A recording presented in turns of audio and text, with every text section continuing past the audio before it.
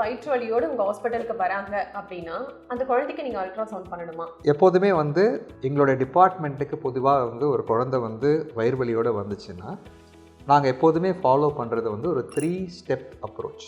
So அந்த 3 step அப்ரோச்சில் வந்து அந்த ஃபஸ்ட்டு ஸ்டெப் வந்து ரொம்ப முக்கியம், அடிப்படை. மெடிக்கல் டாக்டர்ஸ் எல்லாருமே எந்த பேஷண்ட்டை பார்த்தாலுமே இதுதான் ஃபாலோ பண்ணணும்னு சொல்லுவாங்க.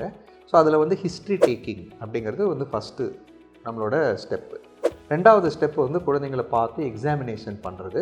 3வது ஸ்டெப்பு தான் நம்ம யூஸ்வலாக போகிற இன்வெஸ்டிகேஷன். ஸோ ஒரு ரொம்ப பிஸியான ஓபிடி எங்களுக்கு இருந்தாலும் நியூவாக வர பேஷண்ட்டை இப்போ நான் ட்ரெயின் பண்ணுற ஃபெலோ வந்து நான் பார்க்குறதுக்கு முன்னாடி உட்காந்து ஒரு 10 நிமிஷம் ஃபுல்லாக எனக்கு என்னென்ன வேணுமோ எல்லாத்தையுமே ஒரு டீட்டெயில்டாக ஹிஸ்ட்ரி எடுத்து எழுதி வச்சுருவாங்க.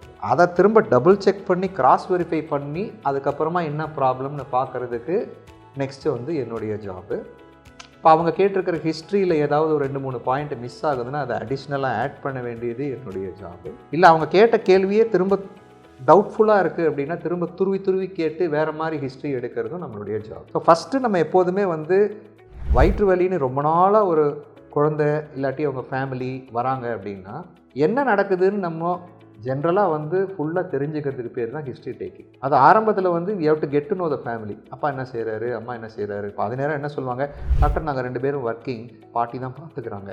ஸோ அப்போ அவங்க கொடுக்குற ஹிஸ்ட்ரி அதுக்கு தகுந்த மாதிரி தான் நம்ம வந்து புரிஞ்சுக்கணும். இப்போ நிறைய விஷயம் மேபி அவங்க பாட்டிக்கு தெரிஞ்சிருக்கலாம், இவங்களுக்கு தெரியாமல் இருந்திருக்கலாம். இவங்க இல்லாத போது என்ன நடக்குதுங்கிறது நம்ம அதுக்கப்புறம் என்ன பண்ணுவோம், ஒரு வீடியோ காலை போடுங்கம்மா, அந்த பாட்டிக்கிட்ட பேசுங்கம்மா அப்படின்னு சொல்லிட்டு கூட நம்ம கொஸ்டின் கேட்போம். சம்டைம்ஸ் வந்து நம்ம ஹிஸ்ட்ரியில் டைவ் பண்ணும்போது தான் நமக்கு அடுத்தது ஒரு சிலர் புரியும். சில பேர் சொல்லுவாங்க, இல்லை நாங்கள் சிங்கிள் பேரண்ட்டு, அவன் போனதுலேருந்தே இந்த பையன் வந்து வயிறு வலின்னு சொல்லிட்டு அழுதுகிட்டே இருக்கிறான். ஸோ நமக்கு நிறைய விஷயங்கள் இந்த ஃபேமிலி ஹிஸ்ட்ரியிலையும் நமக்கு தெரிய வரும். ஸ்கூலுக்கு போனால் தான் வயிறு வலி வருது, ஸ்கூலுக்கு இல்லைன்னா வயிறு வலி வரலை.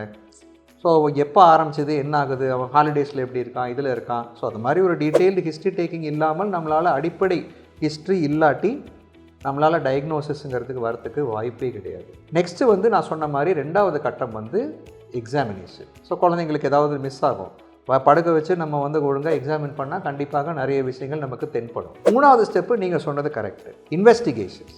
அதில் வயிற்று வலியில் வந்து எல்லாமே நம்மளால் வந்து வயிறை தொட்டு பார்த்து கண்டுபிடிக்க முடியாதுங்கிறதுனால இருக்கிறதுலையே எளிமையான, சிம்பிள், ஈஸியான, நிறைய வேல்யூ கொடுக்குற ஒரு இன்வெஸ்டிகேஷன் அல்ட்ராசவுண்ட். இதை நான் சொல்லும்பொழுது ஒன்று நான் முக்கியப்பட்டு என்ன சொல்லணும்னா, யார் வேணால் வந்து அல்ட்ராசோனோகிராம் பண்ணால் எல்லாத்தையும் வேல்யூ நமக்கு கிடைக்குங்கிறது சொல்ல முடியாது.